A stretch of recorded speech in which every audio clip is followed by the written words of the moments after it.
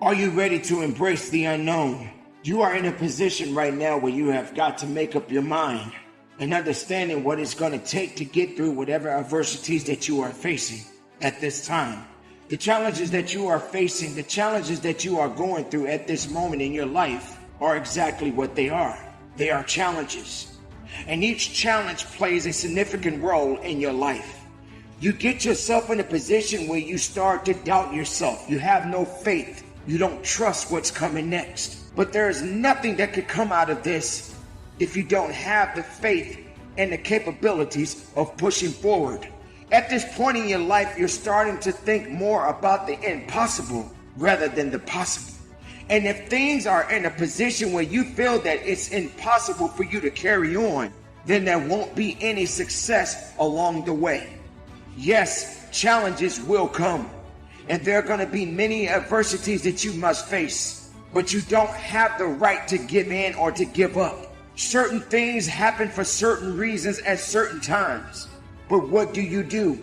Do you continue to push forward, or do you decide to give up? If you're focusing more on the impossible, then the impossible will consume you and take everything from you. Everything is not going to go the way you want it to go. You have to understand that the struggle must happen. Weakness will come. And all of these things that you are enduring right now in your life is just going to teach you rather than necessarily break you. You don't have to give in to these circumstances, but you can learn from them. You can give it what it needs, but don't give in to the weakness and the satisfaction of giving up. There is nothing that can come of this. See, if you wake up every day and you say you're not a morning person, you're doing a serious disservice to yourself, because your attitude determines your altitude. A lot of your mornings start off bad because you've taken claim that you're not a morning person. Why would you not be a morning person when the whole goal is to wake up every morning? That's your goal, is to wake up every morning. You got to be a morning person. Here's what happened.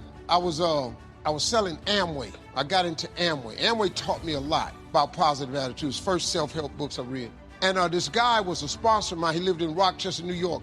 His name was John Walker. And I was laid off, man. Got laid off from Ford Motor Company. I'm 22 years old. And I'm sleeping. And he would call every morning. And I'd pick up the phone. Hello? Steve, how you doing? John Walker, man. How's he doing? Having a great day today, man. Great to be alive. What are you doing? I said, man, I'm asleep. He just hang up. Next morning, hello, 5:30, 6 o'clock. Hello? Steve, John Walker, man. How you doing? Hope you have a great day, man. Love talking to you. You okay? Yeah, John. Click, he hang up. Next morning, 6 o'clock. Hello. Steve, John Walker, man. I said, what the f is wrong with this dude? I said, man, what the f, just calling on you, man, making sure you have a great day, man. I love you, man. Click, he hung up. Every day for 3 weeks in a row, he did the same thing. You know how I answered the phone? Every day, the same day, I answered the phone the exact same way. Hello? Finally, after about 3 weeks, the phone rang. I said, hello? He said, Steve, why do you answer your phone like that? I said, what, man? I'm asleep. He said, no, man. You gotta be in the life-changing business. People have got to look at you like a light. Something should be in you that shows other people that there's hope. He said, you don't know this about yourself, but you're gonna be that person one day. And you gotta start preparing for what you wanna be. I said, man, I'm not a morning person. He said, yes, you are. He said, because you're gonna wake up every day for a long time. He said, man, don't ever do that, man. At least let God know you're glad you're alive if you don't let nobody else. And he hung the phone up. Man, do you know I couldn't even go back to sleep. So the next morning, about 4:30, I done got up. I'm sitting on the edge of my bed. You better not call this phone right here. Hello? Steve, hey, John, this is Steve Harvey, man. I'm up, I'm having a great day, man. He said, that's what I'm talking about, hung up. The next morning, he called right back, 5 o'clock. Hello, is this John Walker? It sure is. This is Steve Harvey, man. Boom, and I've been that way ever since. Little did I know that in the year 1995, somebody would offer me $2 million to do a morning show in Chicago. I started waking up one city, 107.5 WGCI in Chicago, Next thing I knew, I had a radio show, #1 show in Los Angeles, 92.3 The Beat. I started doing that show. Then in 2005, I got the biggest syndicated adult contemporary morning show on planet Earth, the Steve Harvey Morning Show. I'm in 112 cities who listen to my morning show in 112 cities. He said, you don't know it, but you're gonna be a light one day, and people gonna look to you for that light.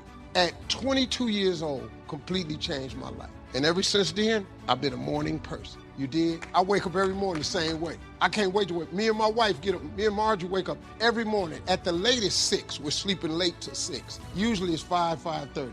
We have coffee because nobody's up. And me and my wife sit in front of fireplaces. We sip coffee. We go out by the pool. We drink coffee because we set our day up. Blame. All of us have blamed others for our troubles from time to time. In fact, the tendency to blame someone or something goes back a long way. When there were only 2 people on Earth, it wasn't long before they started blaming. The man said, "It was the woman. She got me into this." And the woman blamed the serpent.